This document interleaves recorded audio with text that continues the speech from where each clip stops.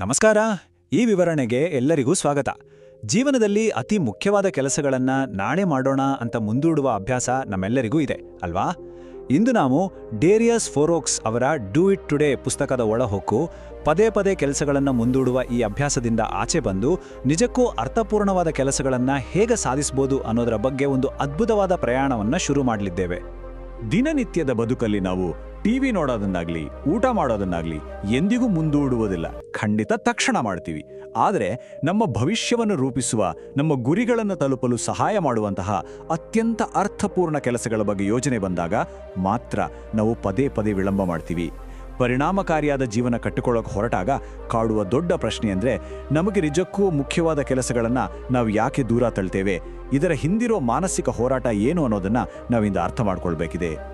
ನಮ್ಮನ್ನ ನಾವು ನಿಷ್ಕ್ರಿಯತೆಯಿಂದ ಸಕ್ರಿಯವಾಗಿ ಕೆಲಸ ಮಾಡುವ ಮನಸ್ಥಿತಿಗೆ ಹೇಗೆ ಬದಲಾಯಿಸಿಕೊಳ್ಳಬಹುದು ಅಂತ ಅರ್ಥ ಮಾಡಿಕೊಳ್ಳಲು ಈ ಮಾರ್ಗಸೂಚಿಯನ್ನು ಗಮನಿಸೋಣ. ನಮ್ಮ ಮುಂದಿರುವ ವಿಷಯಗಳು ಹೀಗಿವೆ. ಮೊದಲನೇದಾಗಿ ಮುಂದೂಡುವಿಕೆಯ ಸಾಂಕ್ರಾಮಿಕ ರೋಗ, ನಂತರ ಇಚ್ಛಾಶಕ್ತಿಗಿಂತ ವ್ಯವಸ್ಥೆಗಳ ಪ್ರಾಮುಖ್ಯತೆ, ಮೂರನೇದಾಗಿ ಪರಿಪೂರ್ಣತೆಯ ಬಲೆ, ನಾಲ್ಕನೇದಾಗಿ ಆಧುನಿಕ ಗೊಂದಲಗಳನ್ನು ನಿವಾರಿಸೋದು ಮತ್ತು ಅಂತಿಮವಾಗಿ ಕಾರ್ಯತಂತ್ರದ ವಿಶ್ರಾಂತಿಯ ಶಕ್ತಿ. ಬನ್ನಿ, ಮೊದಲನೇ ವಿಭಾಗದಿಂದ ಶುರು ಮಾಡೋಣ. ಮುಂದೂಡುವಿಕೆಯ ಸಾಂಕ್ರಾಮಿಕ ರೋಗ ಅಂದರೆ ಕೆಲಸವನ್ನ ವಿಳಂಬ ಮಾಡುವುದರ ಗುಪ್ತ ವೆಚ್ಚ. ಇದು ನಾವೆಲ್ಲರೂ ಪ್ರತಿದಿನ ಎದುರಿಸುವ ಒಂದು ನೋವಿನ ವಾಸ್ತವ. ಯಾವುದೇ ಹೊಸ ಪ್ರಾಜೆಕ್ಟ್ ಅಥವಾ ಕೆಲಸ ಶುರುವಾದಾಗ ಆರಂಭದಲ್ಲಿ ನಮಗೆ ಯಾವುದೇ ಒತ್ತಡ ಇರೋದಿಲ್ಲ. ಸಮಯ ಬಹಳಷ್ಟಿದೆ ಅಂತ ಒಂದು ಸುಳ್ಳು ಭದ್ರತೆಯ ಭಾವನೆ ನಮ್ಮಲ್ಲಿರುತ್ತೆ. ಆದರೆ ದಿನಗಳು ಉರುಳಿನಂತೆ, ಡೆಡ್ಲೈನ್ ಹತ್ರ ಬರ್ತಿದ್ದಂತೆ ಆರಾಮಾಗಿದ್ದ ಮನಸ್ಸು ಒಮ್ಮೆಲೆ ಆತಂಕಕ್ಕೆ ತುತ್ತಾಗುತ್ತೆ.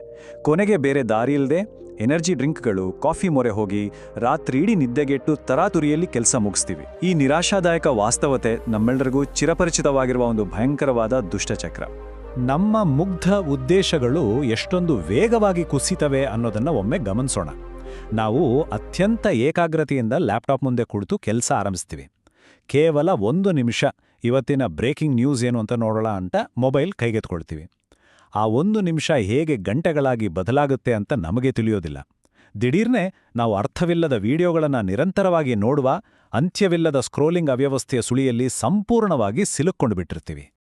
ನೆನಪಿರಲಿ, ಕೆಲಸಗಳನ್ನು ಮುಂದೂಡುವುದು ಕೇವಲ ಒಂದು ಕೆಟ್ಟ ಅಭ್ಯಾಸವಷ್ಟೇ ಅಲ್ಲ, ಅದು ನಮ್ಮ ಮಾನಸಿಕ ಆರೋಗ್ಯದ ಮೇಲೆ ಮಾಡುವ ನೇರವಾದ ದಾಳಿಯಾಗಿದೆ. ಕೆಲಸವನ್ನ ನಾಳೆಗೆ ಮುಂದೂಡಿದ ಆ ಕ್ಷಣದಲ್ಲಿ ನಮಗೆ ತಾತ್ಕಾಲಿಕ ನೆಮ್ಮದಿ ಸಿಗ್ಬೋದು, ಆದರೆ ವಾಸ್ತವದಲ್ಲಿ ಅದು ನಮ್ಮನ್ನ ನಾವೇ ವಂಚಿಸಿಕೊಳ್ಳುವ ಪ್ರಕ್ರಿಯೆ. ಸಂಶೋಧನೆಗಳು ಸ್ಪಷ್ಟವಾಗಿ ತೋರಿಸುವಂತೆ ಇದು ಹಿನ್ನೆಲೆಯಲ್ಲಿ ನಿರಂತರವಾಗಿ ಬೆಳೆಯುವ ಒತ್ತಡ, ಆತಂಕ ಮತ್ತು ಕಡಿಮೆ ಸ್ವಾಭಿಮಾನವನ್ನು ಸೃಷ್ಟಿಸುತ್ತೆ. ದೀರ್ಘಾವಧಿಯಲ್ಲಿ ಇದು ನಮ್ಮ ಮೇಲೆ ತೀವ್ರವಾದ, ಗಂಭೀರವಾದ ಮಾನಸಿಕ ವೆಚ್ಚವನ್ನು ಹೇರ್ತದೆ. ಈಗ ಎರಡನೇ ವಿಭಾಗಕ್ಕೆ ಬರೋಣ. ಇಚ್ಛಾಶಕ್ತಿಗಿಂತ ವ್ಯವಸ್ಥೆಗಳು ಅಂದರೆ ಹೆಚ್ಚು ಪ್ರಯತ್ನಿಸುವುದು, ಏಕೆ ಕೆಲಸ ಮಾಡುವುದಿಲ್ಲ ಅನ್ನೋದು. ಈ ವಿಳಂಬದ ಬೆಲೆ ಇಷ್ಟೊಂದು ದುಬಾರಿಯಾಗಿದ್ರೂ ನಾವು ಕೇವಲ ಇನ್ನಷ್ಟು ಕಷ್ಟಪಟ್ಟು ಕೆಲಸ ಮಾಡೋಣ ಅಂದ್ಕೊಂಡ್ರೆ ಏಕೆ ವಿಫಲರಾಗ್ತೀವಿ? ಇದರ ಹಿಂದಿನ ರಹಸ್ಯವನ್ನು ನಾವು ಭೇದಿಸಲೇಬೇಕಿದೆ. ನಾವೆಲ್ಲರೂ ಸ್ವಯಂ ನಿಯಂತ್ರಣ ಅಥವಾ ಇಚ್ಛಾಶಕ್ತಿಯನ್ನ ಅತಿಯಾಗಿ ನಂಬ್ತೀವಿ. ಆದರೆ ಇಚ್ಛಾಶಕ್ತಿ ಅನ್ನೋದು ಒಂದು ಬ್ಯಾಟರಿ ಇದ್ದಾಗೆ. ನಾವು ದಿನವಿಡೀ ತೆಗೆದುಕೊಳ್ಳುವ ಪ್ರತಿಯೊಂದು ನಿರ್ಧಾರದೊಂದಿಗೂ ಅದು ಖಾಲಿ ಆಗ್ತಾ ಹೋಗುತ್ತೆ. ಅದು ನಮ್ಮ ಮೂಡ್ ಮೇಲೆ ಅವಲಂಬಿತವಾಗಿರುತ್ತೆ ಮತ್ತು ಬೇಗನೆ ದಣಿಯುತ್ತೆ. ಆದರೆ ವ್ಯವಸ್ಥೆಗಳು ಹಾಗಲ್ಲ. ಅವು ಗೇರ್ಗಳಿದ್ದಾಗೆ. ಒಮ್ಮೆ ನಾವು ಸರಿಯಾದ ನಿಯಮ ಆಧಾರಿತ ವ್ಯವಸ್ಥೆಯನ್ನು ನಿರ್ಮಿಸಿದ್ರೆ ಅದು ತನ್ನಷ್ಟಕ್ಕೆ ತಾನೇ ಕೆಲಸ ಮಾಡುತ್ತೆ. ನಮ್ಮ ಮೂಡ್ ಹೇಗೆ ಇರಲಿ, ಈ ವ್ಯವಸ್ಥೆಯು ನಿರ್ಧಾರ ತೆಗೆದುಕೊಳ್ಳುವ ಆಯಾಸವನ್ನು ನಿವಾರಿಸಿ ನಮ್ಮನ್ನು ಸತತವಾಗಿ ಮುನ್ನಡೆಸುತ್ತೆ. ಹಾಗಾದರೆ ಈ ಗೇರ್ಗಳನ್ನು ಜೋಡಿಸುವುದು ಹೇಗೆ?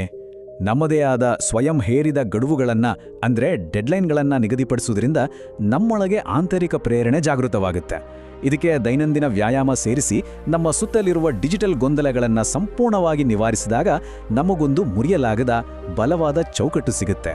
ಕೆಲಸದ ಮಧ್ಯೆ ಸಣ್ಣ ವಿರಾಮಗಳನ್ನು ತೆಗೆದುಕೊಳ್ಳುವುದು ಮತ್ತು ಬೇರೆಯವರಿಗೆ ನಮ್ಮ ಕೆಲಸದ ಹೊಣೆಗಾರಿಕೆಯನ್ನು ನೀಡುವುದು ನಮ್ಮ ಪ್ರೇರಣೆ ಕಡಿಮೆಯಾದಾಗಲೂ ನಮ್ಮನ್ನು ಕ್ರಿಯಾಶೀಲವಾಗಿಡುವ ಅತ್ಯದ್ಭುತ ವ್ಯವಸ್ಥೆಯನ್ನು ನಿರ್ಮಿಸ್ತವೆ. ಮುಂದಿನ ವಿಭಾಗ ಪರಿಪೂರ್ಣತೆಯ ಬಲೆ ಅಥವಾ ಮುಖವಾಡ ಧರಿಸಿರುವ ಮುಂದೂಡುವಿಕೆ. ದೋಷರಹಿತವಾಗಿರಲು ಪ್ರಯತ್ನಿಸುವುದು ಅಂದರೆ ಪರಿಪೂರ್ಣತೆಯ ಬೆನ್ನೇರುವುದು ನಿಜಕ್ಕೂ ಕೆಲಸದಿಂದ ತಪ್ಪಿಸಿಕೊಳ್ಳುವ ಒಂದು ಮುಖವಾಡ ಅಷ್ಟೇ ಅನ್ನೋದನ್ನು ನಾವಿಲ್ಲಿ ನೋಡಲಿದ್ದೇವೆ. ಇಲ್ಲಿ ನಾವು 2 ವಿಪರೀತ ಮನಸ್ಥಿತಿಗಳನ್ನು ನೋಡಬಹುದು. ಪರಿಪೂರ್ಣತಾವಾದಿ ತನ್ನ ಪ್ರಸ್ತುತಿಯಲ್ಲಿ ಫಾಂಟ್ ಸರಿಯಾಗಿಲ್ಲ, ಬಣ್ಣ ಸರಿಯಾಗಿಲ್ಲ ಅಂತ ನೆಪ ಹೇಳಿ ಕೆಲಸವನ್ನೇ ಆರಂಭಿಸುವುದಿಲ್ಲ. ಆತ ಅಸಾಧ್ಯವಾದ ಗುರಿಗಳನ್ನಿಟ್ಕೊಂಡು ಕೇವಲ ಅನುಮಾನದಲ್ಲಿಯೇ ಉಳಿಯುತ್ತಾನೆ. ಮತ್ತೊಂದೆಡೆ ಸೋಮಾರಿಯು ಯಾವುದೇ ಮಹತ್ವಾಕಾಂಕ್ಷೆಯಿಲ್ಲದೆ ಕೇವಲ ತನ್ನ ಮೇಜಿನ ಮೇಲಿಂದ ಆ ಫೈಲ್ ಹೋದ್ರೆ ಸಾಕು, ಇಷ್ಟು ಮಾಡಿದ್ರೆ ಸಾಕು ಅನ್ನೋ ಮನೋಭಾವದಿಂದ ಕೆಲಸ ಮಾಡ್ತಾನೆ. ಇಲ್ಲಿ ನಾವು ಗಮನಿಸಲೇಬೇಕಾದ ಅಂಶ ಏನಂದ್ರೆ, ಈ ಎರಡೂ ತುದಿಗಳು ನಮ್ಮ ಅರ್ಥಪೂರ್ಣವಾದ ಬೆಳವಣಿಗೆಯನ್ನ ಸಂಪೂರ್ಣವಾಗಿ ತಡೆದುಬಿಡ್ತಾರೆ. ಈ ಎರಡು ವಿಪರೀತಗಳ ನಡುವಿನ ಸರಿಯಾದ ಸಮತೋಲನವನ್ನ ಕಂಡುಕೊಳ್ಳಲು ಕಲಿತ ಸಂಪನ್ಮೂಲತೆ ಅಂದ್ರೆ ಲರ್ನ್ಡ್ ರಿಸೋರ್ಸ್ಫುಲ್ನೆಸ್ ಅನ್ನೋ ಅದ್ಭುತ ಕೌಶಲ್ಯದ ಅಗತ್ಯವಿದೆ. ಪ್ರಾಯೋಗಿಕವಾಗಿ ಇದರ ಅರ್ಥ ಏನೆಂದ್ರೆ, ಯಾವುದಾದ್ರೂ ತಪ್ಪಿ ಸಂಭವಿಸಿದಾಗ ಇಡೀ ಪ್ರಾಜೆಕ್ಟನ್ನು ಕೈಬಿಡುವ ಬದಲು ಅಥವಾ ನಮ್ಮನ್ನೇ ನಾವು ದೂಷಿಸಿಕೊಳ್ಳುವ ಬದಲು ಒಂದು ದೀರ್ಘ ಉಸಿರು ತೆಗೆದುಕೊಂಡು ನಮ್ಮ ಭಾವನೆಗಳನ್ನು ನಿಯಂತ್ರಿಸಿಕೊಳ್ಳೋದು, ಕ್ಷಮಿಸುವ ಮನೋಭಾವ ಬೆಳೆಸಿಕೊಂಡು ಸಮಸ್ಯೆಗಳನ್ನು ಪರಿಹರಿಸಲು ಮುಂದಿನ ತಾರ್ಕಿಕ ಹೆಜ್ಜೆ ಏನು ಅನ್ನೋದನ್ನು ಕಂಡುಕೊಳ್ಳೋದು ಈ ಕೌಶಲ್ಯದ ಅಸಲಿ ತಿರುಳು. ಈಗ 4ನೇ ವಿಭಾಗಕ್ಕೆ ಬರೋಣ. ಆಧುನಿಕ ಗೊಂದಲಗಳನ್ನು ನಿವಾರಿಸುವುದು ಅಂದ್ರೆ ನಮ್ಮ ಗಮನವನ್ನು ಮರಳಿ ಪಡೆಯುವುದು. ನಮ್ಮ ಏಕಾಗ್ರತೆಯನ್ನೇ ಛಿದ್ರಗೊಳಿಸುವ ಆಧುನಿಕ ಪ್ರಲೋಭನೆಗಳನ್ನು ನಾವು ಎದುರಿಸಲೇಬೇಕಾಗಿದೆ. ಈ ಒಂದು ದಿಗ್ಭ್ರಮೆಗೊಳಿಸುವ ಅಂಕಿಅಂಶವನ್ನೊಮ್ಮೆ ಕೇಳಿ. ಕೇವಲ ಸ್ಮಾರ್ಟ್ಫೋನ್ಗಳಿಂದ ಕೋಣೆಯಿಂದ ಸಂಪೂರ್ಣವಾಗಿ ಹೊರಗಿಡೋದ್ರಿಂದ ಜನರ ಏಕಾಗ್ರತೆ ಮತ್ತು ಅರಿವಿನ ಸಾಮರ್ಥ್ಯವು ಬರೋಬ್ಬರಿ 26% ಹೆಚ್ಚಾಗಿದೆ. ಫೋನನ್ನು ಕೇವಲ ಸ್ವಿಚ್ ಆಫ್ ಮಾಡೋದಲ್ಲ, ಅದನ್ನು ನಮ್ಮ ಕಣ್ಣಳತೆಯಿಂದಲೇ ಸಂಪೂರ್ಣವಾಗಿ ತೆಗೆದುಹಾಕಿದಾಗ ನಮ್ಮ ಮೆದುಳು ಎಷ್ಟೊಂದು ಚುರುಕಾಗಿ ಕೆಲಸ ಮಾಡ್ತದೆ ಅನ್ನೋದನ್ನು ಈ ಅಧ್ಯಯನ ಸಾಬೀತುಪಡಿಸಿದೆ. ಇದೊಂದು ನಿಜಕ್ಕೂ ಆಶ್ಚರ್ಯಕರ ವಿಷಯ ಅಲ್ವಾ? ಎಲ್ಲೆಡೆ ಇರುವುದು ಎಂದರೆ ಎಲ್ಲಿಯೂ ಇಲ್ಲದಿರುವುದು. ಸೆನೆಕಾ ಅವರ ಈ ಮಾತುಗಳನ್ನು ಸ್ವಲ್ಪ ಹೊತ್ತು ಆಳವಾಗಿ ಆಲೋಚಿಸೋಣ. ನಮ್ಮ ಇಂದಿನ ಆಧುನಿಕ ಯುಗದಲ್ಲಿ ನಮ್ಮ ಲ್ಯಾಪ್ಟಾಪ್ನಲ್ಲಿ ಇಮೇಲ್ಗಳು, ಸುದ್ದಿಗಳು ಮತ್ತು ಸೋಷಿಯಲ್ ಮೀಡಿಯಾದ 10 ಹಲವು ಟ್ಯಾಬ್ಗಳನ್ನು ಏಕಕಾಲದಲ್ಲಿ ತೆರೆದಿಟ್ಕೊಳ್ತೀವಿ. ಹೀಗೆ ನಾವು ಎಲ್ಲೆಡೆ ಇರಲು ಪ್ರಯತ್ನಿಸಿದಾಗ ವಾಸ್ತವದಲ್ಲಿ ನಾವು ಯಾವುದರಲ್ಲೂ ನಮ್ಮ ಸಂಪೂರ್ಣ ಗಮನವನ್ನು ನೀಡೋದಿಲ್ಲ. ಇದು ನಮ್ಮನ್ನ ಗೊಂದಲಗಳಿಗೆ ಅತ್ಯಂತ ಸುಲಭವಾಗಿ ಬಲಿಯಾಗುವಂತೆ ಮಾಡ್ತದೆ. ನಮ್ಮ ನಿಯಂತ್ರಣವನ್ನ ನಾವು ಮರಳಿ ಪಡೆಯಬೇಕಾದ್ರೆ ನಮ್ಮ ಜೀವನವನ್ನ ಅತ್ಯಂತ ಸರಳಗೊಳಿಸಬೇಕು. ಏಕಾಗ್ರತೆ ಸಾಧಿಸುವುದು ಯಾವುದೇ ಕಷ್ಟವಿಲ್ಲದೆ ಸಹಜವಾಗಿ ಬರಬೇಕು. ಅನಗತ್ಯ ಅಧಿಸೂಚನೆಗಳನ್ನು ಆಫ್ ಮಾಡುವುದು ಮತ್ತು ಉದ್ದೇಶವಿಲ್ಲದೆ ಸಮಯ ಹಾಳು ಮಾಡುವ ಗ್ರೂಪ್ ಚಾಟ್ಗಳಿಂದ ನಿರ್ಗಮಿಸುವುದು ಬಹಳ ಮುಖ್ಯ. ಇದಕ್ಕಿಂತ ಮಿಗಿಲಾಗಿ ಯಾವಾಗಲೂ ಡಿಸ್ಕನೆಕ್ಟೆಡ್ ಅಥವಾ ಸಂಪರ್ಕ ಕಡಿತಗೊಂಡ ಸ್ಥಿತಿಯಲ್ಲಿರುವುದನ್ನು ನಾವೊಂದು ಮೂಲಭೂತ ಅಭ್ಯಾಸವಾಗಿ ಮಾಡಿಕೊಳ್ಬೇಕು. ಈ ರೀತಿ ಸದಾ ಆಫ್ಲೈನ್ ಆಗಿರುವ ಮೂಲಕ ಡಿಜಿಟಲ್ ಪ್ರಪಂಚದ ನಿರಂತರ ಆಕರ್ಷಣೆಯಿಂದ ನಾವು ಖಂಡಿತ ಪಾರಾಗಬಹುದು. ಕೊನೆಯದಾಗಿ 5ನೇ ವಿಭಾಗ, ಕಾರ್ಯತಂತ್ರದ ವಿಶ್ರಾಂತಿಯ ಶಕ್ತಿ. ಏನೂ ಮಾಡದಿರುವುದು ಹೇಗೆ ಹೆಚ್ಚಿನದನ್ನು ಸಾಧಿಸುತ್ತದೆ ಅನ್ನೋದನ್ನ ಈಗ ನೋಡೋಣ. ಈ ರಚನಾತ್ಮಕ ಜೀವನ ಶೈಲಿಯನ್ನು ಕಾಪಾಡಿಕೊಳ್ಳಲು ನಮ್ಮ ಸಂಜೆಯ ದಿನಚರಿಯೊಂದು ಸುಂದರವಾದ ಕಥೆಯಂತೆ ಇರಬೇಕು. ರಾತ್ರಿ ಮಲಗುವ ಮುನ್ನ ಮೊಬೈಲ್ ಸ್ಕ್ರೋಲ್ ಮಾಡುವ ಬದಲು ನಮ್ಮ ದಿನವನ್ನು ಧ್ಯಾನಿಸುವಂತೆ 10 ನಿಮಿಷಗಳ ಕಾಲ ಜರ್ನಲ್ ಬರೆಯುವುದು. ನಂತರದ 10 ನಿಮಿಷ ನಾಳೆಯ ಕ್ಯಾಲೆಂಡರ್ ಹೇಗಿದೆ ಅಂತ ಪರಿಶೀಲಿಸುವುದು. ವಿಶೇಷವಾಗಿ ನಾಳೆ ಬೆಳಿಗ್ಗೆ ಹಾಕಿಕೊಳ್ಳಬೇಕಾದ ಬಟ್ಟೆಗಳನ್ನು ಇಂದೇ ಸಿದ್ಧಪಡಿಸಿಟ್ಟುಕೊಂಡ್ರೆ ಅದು ನಾಡಿನ ನಮ್ಮ ನಿರ್ಧಾರದ ಆಯಾಸವನ್ನು ಅದಷ್ಟೋ ಕಡಿಮೆ ಮಾಡುತ್ತೆ. ಈ ರೀತಿಯ ಕೇವಲ 30 ನಿಮಿಷಗಳ ಸಿದ್ಧತೆ ನಾಳೆಯ ಯಶಸ್ಸಿಗೆ ಒಂದು ಅತ್ಯಂತ ಬಲವಾದ ಅಡಿಪಾಯ ಹಾಕುತ್ತೆ. ಉತ್ಪಾದಕತೆ ಎಂದರೆ ಯಂತ್ರದಂತೆ ನಿರಂತರವಾಗಿ ಕೆಲಸ ಮಾಡುವುದಲ್ಲ. ಕಾರ್ಯತಂತ್ರದ ವಿಶ್ರಾಂತಿ ತೆಗೆದುಕೊಳ್ಳುವುದು ಅಥವಾ ಸುಮ್ಮನೆ ಏನೂ ಮಾಡದಿರುವುದು ವಾಸ್ತವವಾಗಿ ಅತ್ಯಂತ ಸಕ್ರಿಯವಾದ ಸ್ಥಿತಿಯಾಗಿದೆ. ಆ ಸಮಯದಲ್ಲಿ ನಮ್ಮ ಮೆದುಳು ಜಟಿಲವಾದ ಸಮಸ್ಯೆಗಳನ್ನು ಉಪಪ್ರಜ್ಞೆಯಲ್ಲಿ ಬಿಡಿಸುತ್ತಿರುತ್ತದೆ. ಬಿತ್ತಿದ ಬೀಜ ಒಂದು ಹೆಮ್ಮರವಾಗಿ ಬೆಳೆಯಲು ಹೇಗೆ ನೀರು ಮತ್ತು ಸಮಯದ ಅಗತ್ಯವಿದೆಯೋ ಹಾಗೆಯೇ ನಮ್ಮ ದೀರ್ಘಕಾಲೀನ ಬೆಳವಣಿಗೆ ಮತ್ತು ಪರಿಣಾಮಕಾರಿತ್ವಕ್ಕೆ ಈ ರೀತಿಯ ಕಾರ್ಯತಂತ್ರದ ವಿಶ್ರಾಂತಿಯ ಸಮಯ ಅತ್ಯಗತ್ಯ ಇಂಧನವಾಗಿದೆ. ಅಬ್ರಹಾಂ ಲಿಂಕನ್ ಅವರ ಒಂದು ಅದ್ಭುತವಾದ ಉಲ್ಲೇಖವಿದೆ.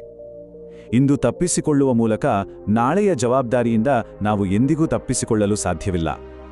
ಈ ಶಕ್ತಿಶಾಲಿ ಚಿಂತನೆಯು ನಮ್ಮ ಈ ಇಡೀ ವಿಶ್ಲೇಷಣೆಯ ತತ್ವವನ್ನ ಸುಂದರವಾಗಿ ಸಂಕ್ಷೇಪಿಸುತ್ತದೆ. ನಮ್ಮ ಕಾರ್ಯಗಳ ಜವಾಬ್ದಾರಿಯನ್ನ ನಾವೇ ವಹಿಸಿಕೊಳ್ಳುವ, ನಮ್ಮ ಭವಿಷ್ಯವನ್ನ ಇಂದೇ ರೂಪಿಸಿಕೊಳ್ಳುವ ಅಗತ್ಯವನ್ನ ಈ ಮಾತುಗಳು ನಮ್ಮೆಲ್ಲರಿಗೂ ಎಚ್ಚರಿಸುತ್ತಿವೆ. ಹಾಗಾದ್ರೆ ಆ ಒಂದು ಅಂತಿಮ ಪ್ರಶ್ನೆ ನಮ್ಮ ಮುಂದಿದೆ. ಕೆಲಸಗಳನ್ನ ಮುಂದೂಡುವ ಈ ಅನಂತ ಚಕ್ರವನ್ನ ಒಮ್ಮೆಗೆ ಮುರಿಯಲು ಇಂದು ನಾವು ಯಾವ ಅರ್ಥಪೂರ್ಣ ಕೆಲಸವನ್ನ ಪ್ರಾರಂಭಿಸಲು ಆಯ್ಕೆ ಮಾಡುತ್ತೇವೆ? ನಾವು ಇದುವರೆಗೆ ಅರ್ಥ ಮಾಡಿಕೊಂಡ ವಿಚಾರಗಳನ್ನು ಕೇವಲ ಆಲೋಚನೆಗಳಾಗಿ ಉಳಿಸದೆ ತಕ್ಷಣವೇ ಕಾರ್ಯರೂಪಕ್ಕೆ ತರೋಣ. ಹೌದು, ಈಗಲೇ ಆ ಮೊದಲ ಹೆಜ್ಜೆ ಇಡೋಣ. ಈ ಪ್ರಯಾಣದಲ್ಲಿ ನಮ್ಮೆಲ್ಲರಿಗೂ ಯಶಸ್ಸು ಸಿಗಲಿ.